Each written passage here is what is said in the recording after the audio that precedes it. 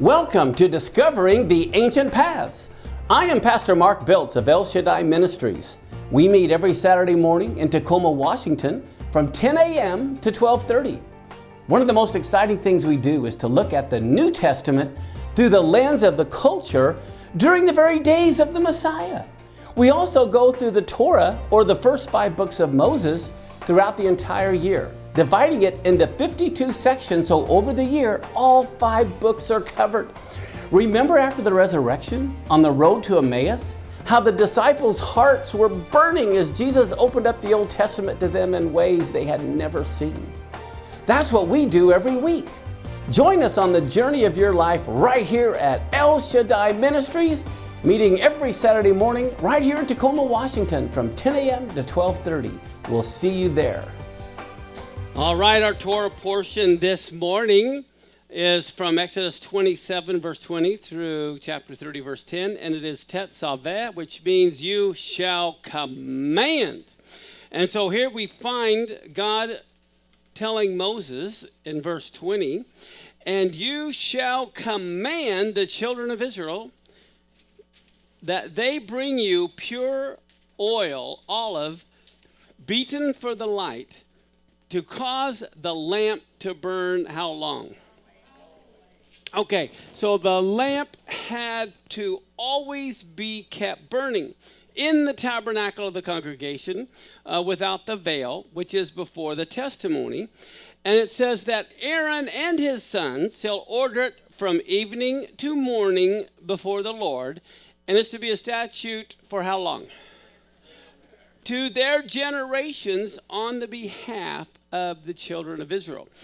Okay, so the menorah had to be kept burning every day. They would take care of it at evening, and then in the morning they would take care of it again after it had been burning all night to make sure that the wicks were working, that the oil was in the lamps. So every day they had to make sure the menorah stayed lit. Now that center one is known as the Western candle. And what's fascinating is they say in Jewish literature that 40 years before the temple was destroyed, okay, what year was the temple destroyed? Subtract 40, what does that bring you to? They say in 30 AD, all of a sudden, that middle candle that they used to light the other ones would never stay lit. It just stopped, and it's supposed to be every single day. I wonder what happened in 30 AD. Okay, let's look at Exodus 28, verse 1 and 2. It says, bring Aaron, your brother, and his sons with him, near to you from among the children of Israel, that he may minister to me in what office? The priest's office, even Aaron. And then it names his 4 sons, Nadab and Abihu, who we know died at the grand opening ceremony, leaving Eleazar and Ithamar, Aaron's sons. So you shall make holy garments for Aaron, your brother, and they're to be for glory and beauty, which is why the garments always had to stay nice. But how would you like to have white linen garments working around sacrifices? How many of you know is going to get messed up a little bit? Well, when they got too bad, they would cut them up into strips, the linen garments, and they would put the strips in baskets in the women's court, and the women could then take the linen strips home that had been used for the sacrifices for whatever, and they ended up also using them for wicks in the 75-foot high menorahs. The young priests would go and they would grab the linen cut up strips and they would become the wicks. But guess what else? When it talks about Yeshua when he was born was wrapped in swaddling clothes, it means strips. Yeshua's garments was the priestly garments as a baby that he was wrapped in that was used by the priest. You know, this is quite amazing. Okay, now here's something I want to bring out too. Last Friday, not yesterday, but last Friday was the 7th of Adar, which was, what happened on the 7th of Adar? Moses was born and Moses died. Well, you know what is fascinating? This Torah portion, let me bring this up. As you know, Genesis through Deuteronomy, there's Torah portions. In Genesis, here's the name of the 12 Torah portions. We're now in Exodus. There's the name of the 11 Torah portions. We're now on Tetzaveh, which is the 20th Torah portion. Last week, Teruma was when Moses died. Well, guess what? From the time Moses is born, throughout the entire rest of the Bible, Leviticus, Numbers, Deuteronomy, Moses is mentioned in every book but this one. This chapter, after he dies, he passes away, and this whole section, Torah portion, is all about Aaron. As a matter of fact, Moses' name is mentioned 800 times from the time he is born. But here in this one Torah portion, Tetzaveh, Aaron is mentioned 37 times, and Moses isn't mentioned at all. He's referred to, like, tell your brother Aaron. But it's amazing that the 20th Torah portion, if we remember, let me show you this. Here we find Kaf is the numerical value of 20. When you count in Hebrew, the first 10 letters is 1 through 10, then it goes by 10. And we see that Kaf is the 20th Torah portion, and Kaf can be written two different ways. Well, get a load of this. In Exodus 32, which is next week's Torah portion, look at this. It says, yet now, he's trying to make atonement for the sin of the golden calf. And he says, yet now, if you will forgive their sin, and then there's a hyphen or a line in your Bible. It's the only place in the whole Bible where you find this hyphen. It means like there's a pause. Moses is thinking the sin of the golden calf is too great. There's no way you could forgive their sin unless some kind of atonement is made. And so what does he say? Blot me, I pray you, out of the book which you have written. So here, Moses asked to be blotted out of the book which he has written. Well, guess what? Where it talks about your book, in that verse, you have this word. Now, you can see the word sefer, which means book. You can see the mem, which is from, and that's from your book. Okay, it's me, Sifreka. Well, it's amazing. It's the 20th. It ends with Kaf. So Moses says, blot me out of the 20th Torah portion, and his name doesn't appear in the 20th Torah portion. Amazing. Only God could do something like that. Okay, now we're going to move to the shoulder stones. Look at Exodus 28, 9 through 12. It says, you shall take 2 onyx stones, and you shall engrave on them the names of the sons of Israel, or the sons of Jacob. And how many sons did he have? And so we see there are 12 names. Now, these were written on the shoulder stones according to when they were born. It's the birth order. 6 of their names on one stone, and 6 of the remaining names on the other stone, according to what? So that's what these were based on, their birth. With the work of an engraver, like the engravings of a signet, you are to engrave the 2 stones with the names of the sons of Israel, and you're to make them to be set in settings of gold. And you shall put the 2 stones upon the shoulders of the ephod for stones of a memorial to the sons of Israel. And then look at this. Look at the context. And Aaron shall bear their names before the Lord upon his 2 shoulders for a memorial. When we think of a memorial, it's something so that you remember. Now, how many of you remember that God told Moses everything in the tabernacle is to be based on the pattern in the heavenlies? That means as Aaron is the high priest on earth, Yeshua is the high priest in heaven. And guess what else that means? Just as Aaron bears the names of the sons of Israel on his shoulders, so Yeshua in heaven also has the names of the sons of Israel on his shoulders. Okay, he doesn't have church denominations on his shoulders. He's got the names of the sons of Israel in his high priestly ministry. But also, it was on his shoulders, he carried the wooden beam of the cross that he died on. Okay, this is really powerful. We also see over his heart with the breastplate. They are also have the names of the children of Israel, but this time, rather than in the order of their birth, it's in the order of how they journeyed when they were in camp. They broke camp and they journeyed. It is based on that. But that is over the high priest's heart. So again, in the heavenly tabernacle, heavenly Jerusalem, where the Lord is ministering, he's not only bearing the names of the sons of Israel on his shoulders, they also cover his heart as well.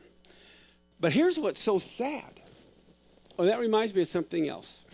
I'll just bring up. I don't have the verses right offhand. But I remember a few weeks ago in the Torah portion, at the very first Shavuot Pentecost, when Moses goes up to the mount for the first time, okay, and they're building the golden calf, which is our Torah portion basically coming up. God tells Moses to make sure that the priests and the people do not get close to the mount or they'll die. Everyone familiar with that? Who were the priests? They hadn't been set up yet. Aaron hadn't been picked as high priest yet. The Levites hadn't been picked. Who was he talking about when he said, make sure the priests and the people don't get too close?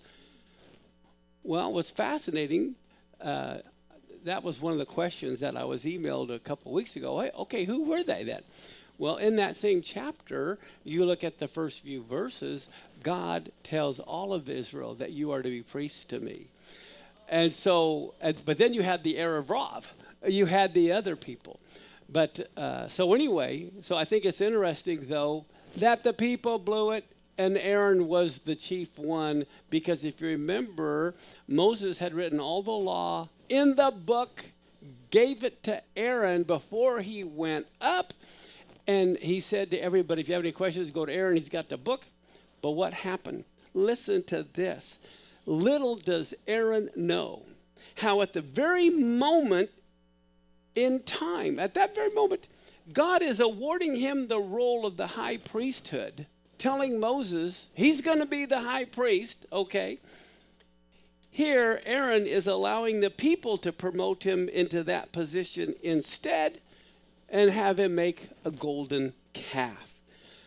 Talk about a missed opportunity.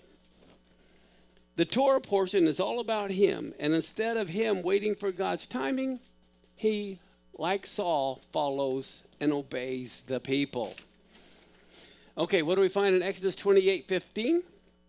It says, you shall make a breastplate of judgment, the work of the skillful workman, like the work of the ephod. You shall make it of gold, blue, purple, scarlet, fine twined linen. You shall make it. Okay, so here's about the breastplate. Again, with the names of the children of Israel, we see in verse 21, the stone shall be according to the names of the children of Israel, 12 according to their names, like the engraving of a signet, everyone according to his name. They shall be written they shall be for the 12 tribes. Amazing. Now, let me ask you this. I don't know if you remember. Who were two of the chief artisans who were making everything for the tabernacle? Who? Bezalel and Aholiab. Okay. How old was Bezalel when he was making all of these things for the tabernacle? Does anybody have any idea how old Bezalel was, the skilled craftsman who was the main man given the job to build the Ark of the Covenant and the onyx stones and the breastplate? 13 years old. He was 13 years old. It's amazing. Well, along that line, let me ask you this. How old was Jacob when he married his wives, worked for Laban, wrestled the angels, his kids were born, these 12 tribes. How old was Jacob? Does anyone have any idea how old Jacob was when he's working for Laban and he's wrestling an angel? Here we go. Here's your timeline. Here, Isaac is 137 years old. He thinks he's going to die. He blesses Jacob and Esau, who are 77 years old. And so then Jacob goes and he works 7 years and he ends up marrying Leah, and now he's 84 years old. And then he's got to work 7 more years for Rachel, so now he's 91 years old. Then he works 6 years for the livestock and wrestles the angel at 97 years old.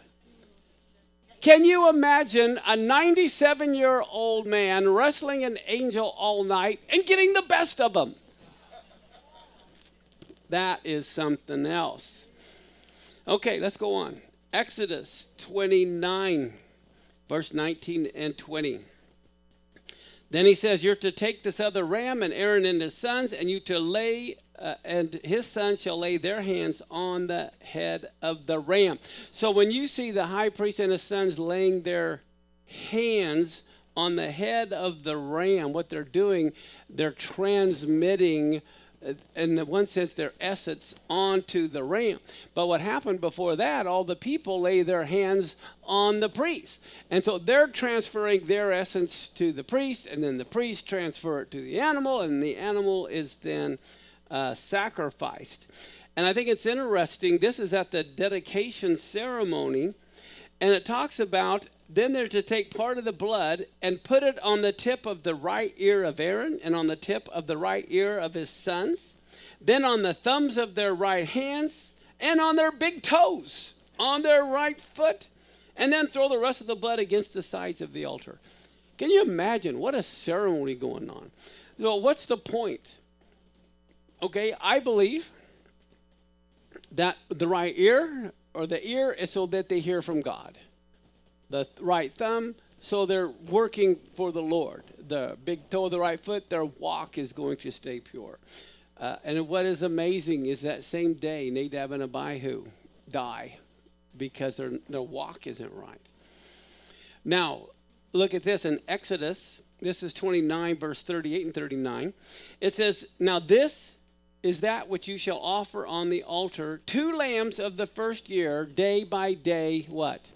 Continually. 1 lamb in the morning and the other lamb in the evening. So not only every morning and evening do they got to make sure the menorah stays lit, every morning and evening they also have to offer a sacrifice at the same time, a lamb. And then look at Exodus 29, verse 42 through 46. It says, this is to be a continual burnt offering throughout your generations. Can you imagine what you're thinking? Oh my goodness, not just every day I go to work, I do this, but this is going to go on for thousands of years. I mean, every generation is to make sure the fire never goes out on the altar or in the menorah. That is amazing. And then it goes on and it says that it is to be done at the door of the tabernacle of the congregation before the Lord, which means it's before his face, just like you're supposed to face the judge. Okay, you don't turn your back on the king. Here, they're doing a sacrifice, and it's before the Lord's face. And look at this. He says, where I will meet you to speak there to you, and there I will meet with the children of Israel. Now, was God everywhere? Yes.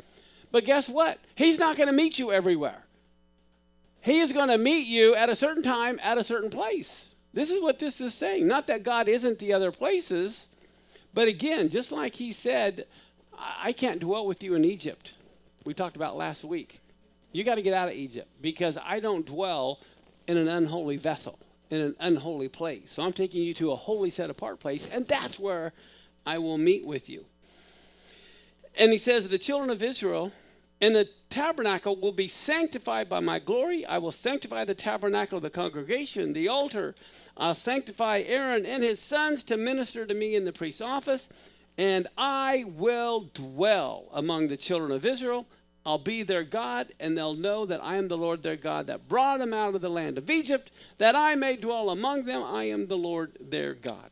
And as we saw last week, not only did he want to dwell among them, he wanted to dwell within them. Now look at this in Exodus 30, verse 7 and 8. And Aaron shall burn on the altar of incense, sweet incense, how often? Every morning when he dresses the lamps, he shall burn incense on it. And when Aaron lights the lamps at even, he shall burn incense on it. A what? A perpetual incense before the Lord throughout your generations. Okay. That means every morning, every evening, they were to worship the Lord. They had to light the menorah every morning, every evening. They had to keep the incense altar going every morning, every evening. They had to do the evening and the morning sacrifice. What is that telling you?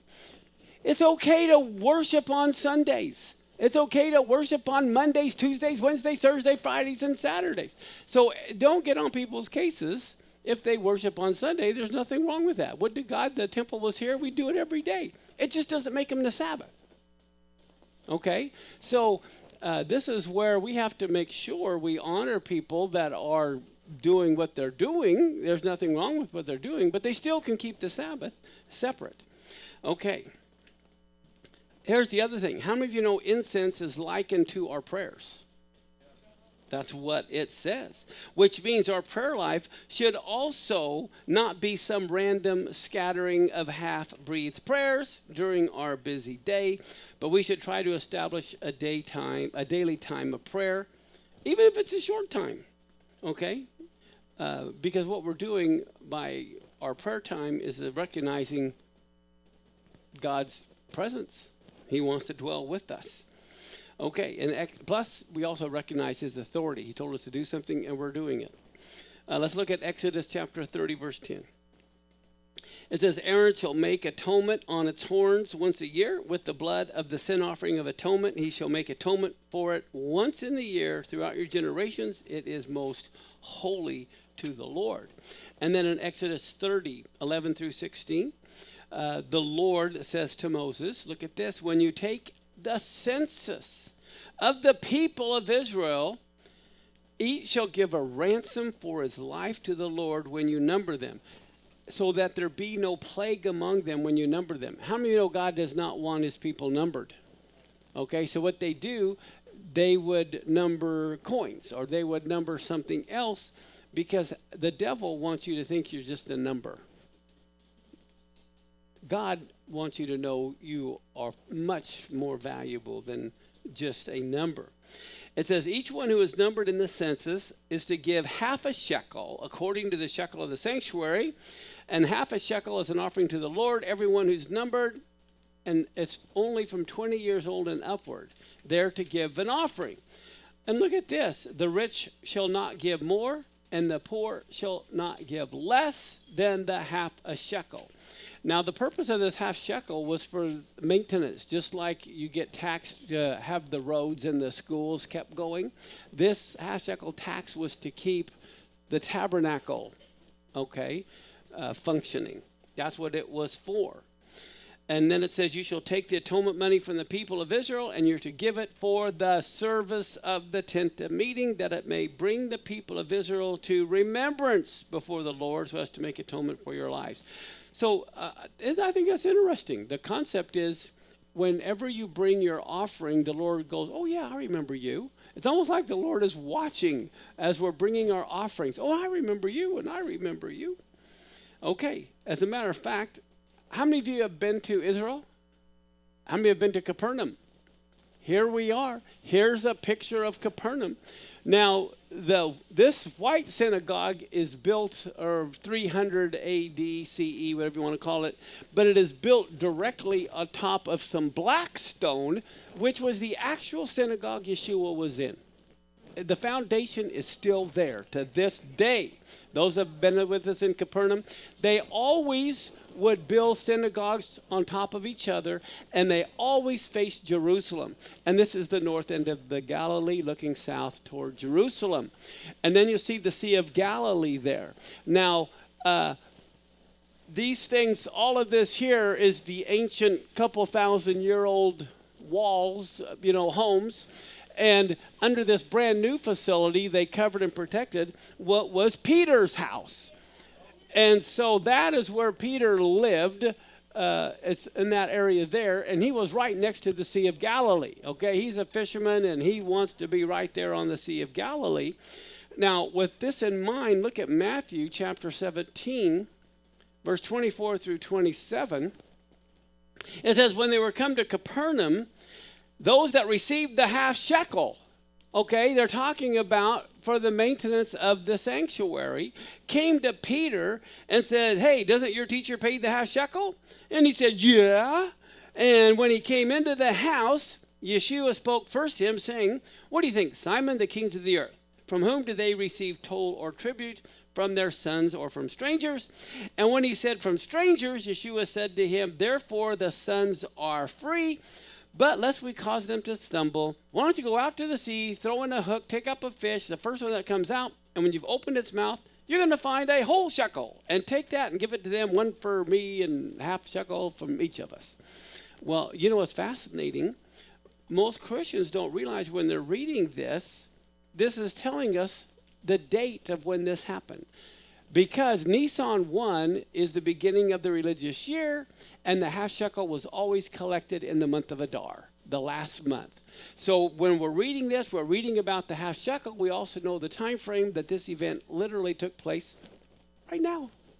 In this very month that we are even in right now. This is the month that it was done. Now we're going to take a moment and look at what the Haftorah section is, and it's from 1 Samuel. Chapter 15. This has to be one of my most favorite chapters in the whole Bible. It says, thus says the Lord of hosts, I have marked that which Amalek did to Israel, how he set himself against him in the way when he came out of Egypt. Now, he tells King Saul, the first king, you go and strike Amalek and utterly destroy all that they have and don't even spare them. Okay, how many years have gone by? How long has it been from they left Egypt, Amalek attacks them, to their first king? Okay, how much time frame is... and God said, don't you ever forget, because when you get into the land and you have a king, I'm going to tell you to go get Amalek back. Well, I can tell you right now, it's been around 450 years. Twice as long as the United States has been around is how long it has been from the command to destroy Amalek when you get into the land to this time. So the period of the judges has all gone by. Saul's the first king. And so now he says, go get him. And so what does Saul do? Verse 8 and 9. He took Agag. He is the king of the Amalekites. He took him alive, but he utterly destroyed all the people with the edge of the sword. But Saul and the people spared Agag, and the best of the sheep, and of the cattle, and of the fatlings, and of the lambs, and all that was good, and would not utterly destroy them, but everything that was vile and refuge, that they destroyed utterly. Okay, what did God tell them to do? Destroy it all. But they didn't destroy, they kept what was best. Now Saul's the king, right? He's in charge. He's supposed to be the man. Okay, well look at verse 10 and 11. The word of the Lord comes to Samuel, and he says, I regret that I even made Saul king, for he has turned back from following me and has not performed my commandments. Okay, God said he has what? Not performed my commandments. And so Samuel, the prophet, was very angry, and it says he cried to the Lord all night long. I mean, Samuel's the one who anointed Saul as king, for heaven's sake. And now he's all mad because the Lord is upset. He's not a selfish man. He's angry that the Lord has a broken heart. Look at verse 13 to 15. Samuel comes to Saul. And look at what Saul says to him. You are blessed by the Lord. Flattery, flattery. Okay? And look what he says. I have performed the commandment of the Lord. Why is it he thinks he performed the commandment of the Lord, but the Lord doesn't think so? And I think all too often today, many people think that they're doing what the Lord says, but actually they're doing what they want, and they're kind of, making it look good. And it says, Samuel said this, well, then what does the bleating of the sheep in my ears and the lowing of the cattle which I hear mean? Okay, there's a play on words here. The word Shema. What does Shema mean? Hear and obey. And he said, I shemad, I obeyed. And Samuel says, well, then how come I hear the sheep? I shouldn't be hearing any sheep bleating or cattle lowing if you obeyed. It's the same word. Now, what happens? Saul says, he points the finger, the people. They brought them from the Amalekites, for the people spared the best of the sheep and of the cattle to sacrifice to the Lord your God, and we've utterly destroyed the rest. So he's trying to distance himself. I did what I was supposed to do, but he's the king. He takes no responsibility. Them ragamuffins out there, they brought all this stuff. Okay, and they wanted to sacrifice, though, to your God, so it's for a good purpose, right? So Samuel says in verse 19, why then didn't you obey the voice of the Lord? After all, you're king. You're the one that has all the authority. He says, why then didn't you obey the voice of the Lord, but you took the spoils and did that which was evil in the sight of the Lord? And then look at Saul's response. What a man. But I have obeyed the voice of the Lord and have gone the way which the Lord sent me. And I have brought Agag, the king of Amalek, and have utterly destroyed the Amalekites. But it's the people. They took of the spoil sheep and cattle, the chief of the devoted things to sacrifice to the Lord your God in Gilgal. Oh, how come he doesn't say our God or my God? Why is it your God? And, oh my goodness, I mean, this is just incredible. And so we end up finding in verse 24 and 25, Saul now speaks to Samuel again. And he said, okay, I've sinned.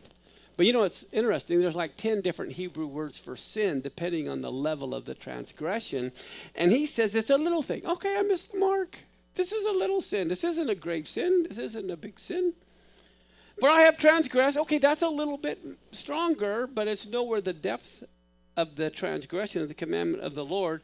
And then he goes, and your words too. Why? He says, because I feared the people. Too often in so many countries, we have politicians who fear the people and they rule according to the fear of the people rather than what is right. That's the days that we live in right now. And then look what Saul has the gall to say to Samuel. He goes, okay, therefore, please pardon my sin and turn again with me that I may worship the Lord. In other words, I need you to back me up here. I want to impress all the people and let them know that I'm worshiping the Lord. And with you by my side, it gives me some credentials, credibility. Oh my goodness. And so look what Samuel says in verse 26 through 29. Samuel says to Saul, I'm not going to return with you, for you have rejected the word of the Lord, and the Lord's rejected you from being king over Israel. And then look at this. Samuel turns to go away. Saul grabs the skirt of his robe, and it ripped. And Samuel turned to him and said, guess what, buddy? The Lord has torn the kingdom of Israel from you this day, and he's going to give it to a neighbor of yours who's better than you. Wow. And so look at verse 30. Saul says, okay, I've sinned.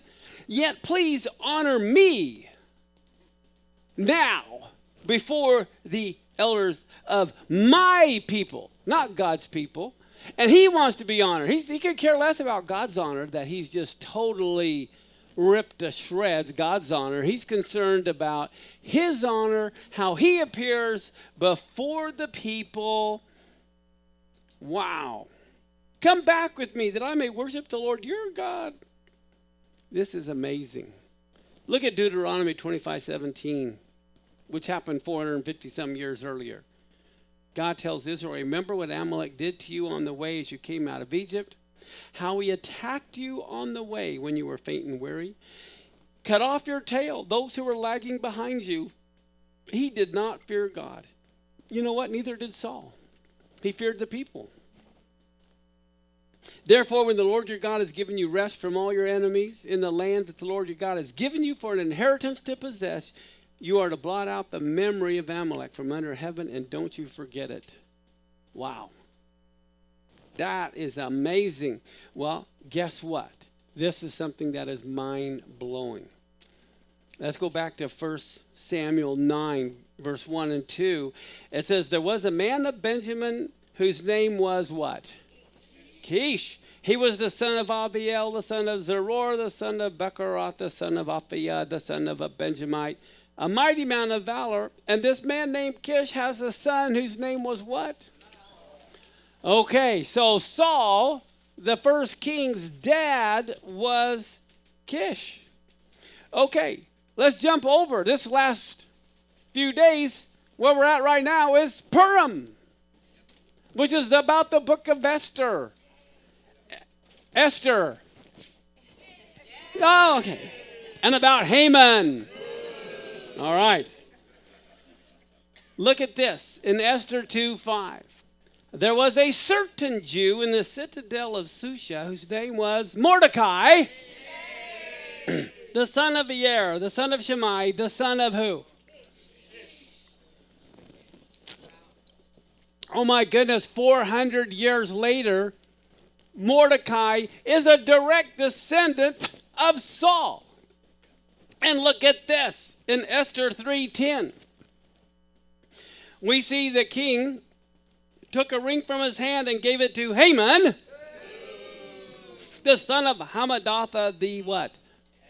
Agagite. So what do we see? God knew what was going to happen 450 years later, that the Amalekites were going to try to destroy all the Jews. So he says, let's beat them to the punch. And so what does he do? He tells Saul it's time to wipe out the Amalekites. He doesn't do it. So what happens 450 some years later? Here you have Mordecai, a direct descendant of Saul, encountering Haman, a direct descendant of Agag. And Saul did not obey. Okay, and so because he didn't obey, now 4 generations or 400 years later, the same encounter. All right. Now, if you remember, about another 500 or so years later, there's another man named Saul, the Apostle Saul. And what tribe is he from? Benjamin. And now you have these people, Christians coming along, or what, Messianic Jews, however you want to look at it, and Saul is slaughtering them because he does not want to be like his great-great-great-grandpa. But God has to intervene and say, wrong group. But I think it's interesting. This is where you get the understanding that history repeats itself. The same play, different characters. This is why it's so important to understand the book of Daniel and the story of Hanukkah. I believe both Purim and Hanukkah are going to repeat themselves and have repeated themselves. I believe Hitler was a type of Haman. His main goal was just to kill all the Jews. And Purim comes before Hanukkah, historically. Well, we just experienced a Purim with World War II. What's next? The Hanukkah repeat. And what's the difference between Antiochus and the story of Hanukkah and Haman, the story of Purim? Haman wanted to annihilate all the Jews. He did not care. Antiochus does not want to annihilate them. He wants them to assimilate. If they don't assimilate, they'll be annihilated. And so I believe we're entering a time where the world is going to let you keep your Jesus, but you're going to have to assimilate and you're still going to have to worship other things along with your Jesus for you to survive. Okay, now, fascinating. Wow, here we are in the book of Daniel. Now, here's the chart from last week where I kind of given you different ways to read through the book of Daniel. Last week, we started with Daniel 8, where Daniel fainted and he was sick. And then he says, afterward, I rose up and I did the king's business and I was astonished at the vision. But look at this. How many understood it? None. Nobody understood it. Now, Daniel 8 is the last year of Belshazzar. In Daniel 5, he dies. And then the very next day, we see Darius steps up to the plate and he's in charge. And as you see in this chart, Daniel 6, 9, 11, and 12 are all the first year of Darius the Mede. So there's different ways that you can read it, but just know they all happen that first year. And what do we find in Daniel 11? Here, Daniel faints, he's sick, and in Daniel 11:1 from last week, it says, I, in the first year of Darius the Mede, even I stood to confirm and to strengthen him. We talked about who is the I and who's the him. And I believe as we read, we'll see that it was the angel Gabriel strengthening Daniel. Now, last week we went through the history of Daniel 11 and Antiochus and all that entailed. I hope you enjoyed. Wasn't that fun last week? That was amazing. Okay, well, we're going to continue because I had to stop in Daniel 11, so we're going to pick it up in verse 36 through 39. It says, and the king will do as he wills. He will exalt who? Himself. And magnify who? Himself above every god. And he's going to speak astonishing things against the God of gods. Now, again, we have to remember history does what? Okay, so all of this has already happened, but he's telling us, look at the pattern, be looking for someone who it's all about them. That is the key to decoding the Antichrist when we look at the pattern and say, okay, this is humankind. This is how this type of a leader will come. Okay, and it says he will prosper. Okay, he's going to be successful until the indignation is accomplished. For what is decreed shall be done. Now look at this. He's not going to pay any attention to the gods of his fathers or to the one that is beloved by women. He's not going to pay attention to any other god. But basically, he thinks he's God. He's going to magnify himself above all. Instead, he's going to honor the god of the military, basically, fortresses, instead of gods. A God whom his fathers did not know, he will honor with gold and silver, precious stones, costly gifts. He shall deal with the strongest fortresses with the help of a foreign god. Look at this. Those who acknowledge him, he shall load with honor. He shall make them rulers over many and shall divide the land for a price. That is huge. That is huge. Wow. Talk about this. Whoever acknowledges him, he's going to load with honor. Total flattery. Okay. This is amazing. And those that acknowledge him, he's going to make them the rulers over everybody. And then he's going to divide the land. What land do you think he's talking about? Exactly. That's why Joel says, woe to those that divide or part my land. So this is what we're looking for, is someone who declares it's all about them. He's going to flatter people. He's going to have power. He's going to be prosperous. He's going to have success. And then what he's going to do is he's going to pick those people who acknowledge him as the top dog. He'll let them be the ones who rule over many. And now look at verse 40 through 45. At the time of the end, the king of the south, this is Egypt, will attack him, but the king of the north, that's the Seleucids, will rush upon him like a whirlwind with chariots and horsemen with many ships.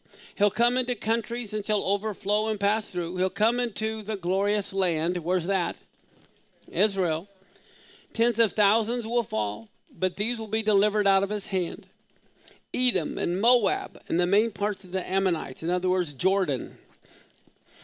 He will stretch out his hand against the countries, and the land of Egypt will not escape. He'll become ruler of the treasures of gold and silver, the precious things of Egypt.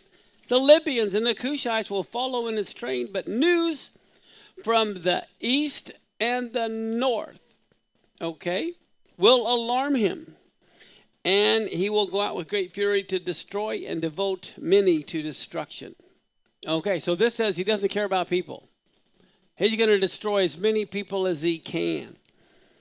And he will pitch his palatial tents between basically the Mediterranean Sea and Mount Zion. That's what this is referring to. The Mediterranean Sea and the Temple Mount. And yet he shall come to his end with no one to help him. Okay, now to chapter 10. Now, if you'll notice, chapter 10 really is the last chapter. It's not, even though chapter 12 is the last chapter in the book, chapter 10 is really the last chapter, but we're going to tie in chapter 12 as well today. So here we go. Daniel 10, 1 through 4. It is now the 3rd year of Cyrus, king of Persia. Now, who knows about what year this is? Does anyone know about when this is? Okay. It's going to be roughly 470, something like that. We know finally in 444 is when Darius, the king of Persia, makes a decree to build up the walls of Jerusalem. Cyrus wasn't concerned about the walls of Jerusalem. He was concerned about the temple. And so that happens a couple of decades earlier. Okay, now watch this. In the 3rd year of Cyrus, king of Persia, a word was revealed to Daniel, who was named Belteshazzar. And this word is what? It is true. And it was about a great conflict. And he understood, finally he gets it at the very end. He understood the word and had understanding of the vision. Okay, it took a while. But how many of you know for us it takes a while too? All right? He finally gets it. He understood the vision. And because he understood the vision, look what happens. In those days, I, Daniel, was mourning for how many weeks? Okay, what month was this in? Let's look and see what the Bible says. It says, I was mourning for 3 weeks. I ate no delicacies. No meat or wine even entered my mouth. I didn't anoint myself at all for the full 3 weeks. And on the 24th day of what? What happens in the first month? Passover. Passover is what day? Nisan 14. And then comes unleavened bread, Nisan 15. It lasts for 7 days through Nisan 22. This is now Nisan 24. Of course, he couldn't keep the Passover anyway. He's in Babylon. The temple's destroyed. But think about this. It was 3 weeks during the month of Nisan through Passover that he is mourning. Okay? And look at this. He's on the 24th day of the first month. I was standing on the bank of the great river, which is which river? The Tigris River, and it is Passover. Well, guess what? This morning, I spent some time, and I grabbed Google Images. Okay, you can see in the very bottom corner, there's Baghdad. All right? Well, there's the Euphrates. Here is the Tigris, and you'll notice the Tigris kind of winds its way down right into the Baghdad, which was Babylon. So this is where Daniel was. Get a load of this. It was the third year of Cyrus, and I told you that's around 470 BC, right? When did Isaiah live? When was Isaiah prophesying? He's around 760 BC. We're talking around 300 years. The United States is a little over 200 years. We're talking Isaiah's prophesying around 300 years before Cyrus was even born. And look at Isaiah. Here's the prophecy by name of Cyrus. Remember last week, Alexandria was shown hey, guess what? I don't mean Alexandria. I mean King Alexander the Great. How the Jews showed him how basically he's right there in the book of Daniel. Well, can you imagine when they approached Cyrus and said, look, Isaiah mentioned you by name 300 years ago. Look at this. Isaiah 44:28 through 45:1, who says of Cyrus, he is my shepherd. He will fulfill all my purpose, unlike Saul. Saying of Jerusalem, she shall be built into the temple. Your foundation shall be laid. It hadn't even been destroyed yet in Isaiah's time. I mean, if you were listening to Isaiah and they were talking about the temple is going to be built, what do you mean? It's already built. Your foundation will be laid. Thus says the Lord to his anointed, to Cyrus, whose right hand I have grasped, to subdue nations before him, to loosen the belts of kings, to open doors before him, that gates may not be closed. Isn't that amazing? Cyrus by name is mentioned several centuries before he was even born. Now here's the question.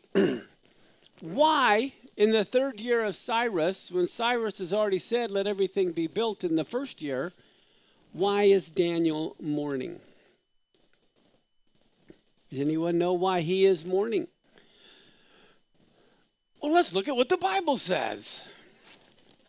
Let's go to Ezra chapter 4, verse 1 through 5. When the adversaries of Judah and Benjamin heard that the returned exiles were building a temple to the Lord, the God of Israel, they approached Zerubbabel and the heads of the fathers' houses and said to them, we want to build with you, for we worship your God, just as you do. And we've been sacrificing to him ever since the days of Esarhaddon, king of Assyria, who brought us here. This is referring to the Samaritans. But Zerubbabel, Yeshua, and the rest of the heads of the fathers' houses in Israel said to them, you have nothing to do with us in building the house to our God. We alone will build to the Lord, the God of Israel, just as King Cyrus, the king of Persia, has commanded us. So what do you think the Samaritans did? Oh, okay, see ya. No. It says, then the people of the land discouraged the people of Judah. They made them afraid to build. They bribed counselors against them to frustrate their purpose all the days of Cyrus, king of Persia, even until the reign of Darius, king of Persia.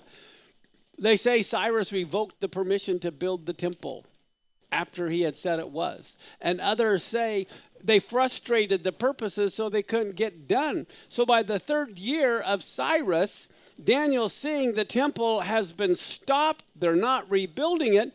So he's mourning for 3 weeks trying to find out what is going on. I thought Cyrus, king of Persia, was on our side.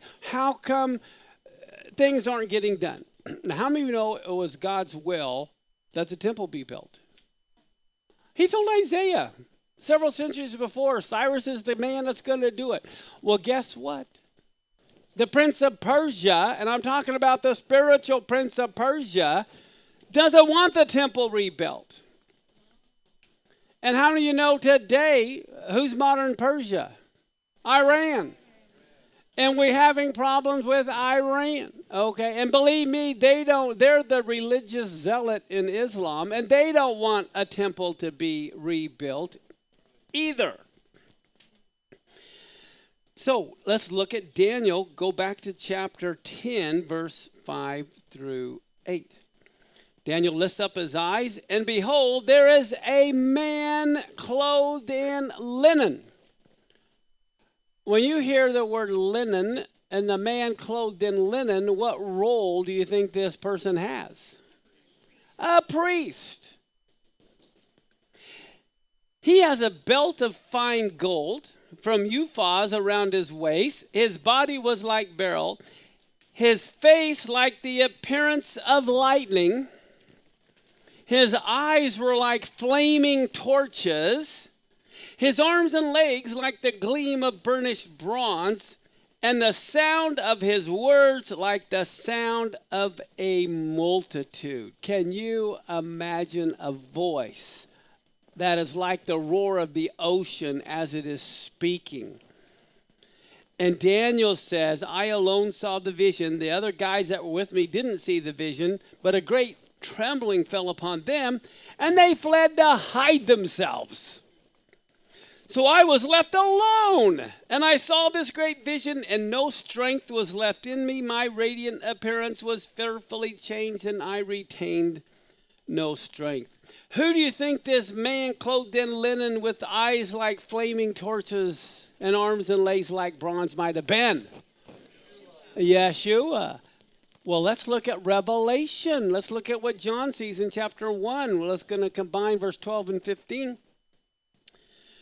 John turns to see the voice that was speaking to me, and turning, I saw a menorah, 7 golden lampstands. And in the midst of the lampstand is one like to who? The Son of Man. And look at this. He is clothed with a long robe, has a golden sash around his chest. The hairs of his head were white like wool, like snow. And here it is. He sees the same thing. His eyes were like flames of fire. His feet were like burnished bronze, refined in a furnace. And his voice was like the roar of many waters. Who do you think that was? That was Yeshua. As a matter of fact, what's fascinating, I mean, can you imagine to hear a voice like that?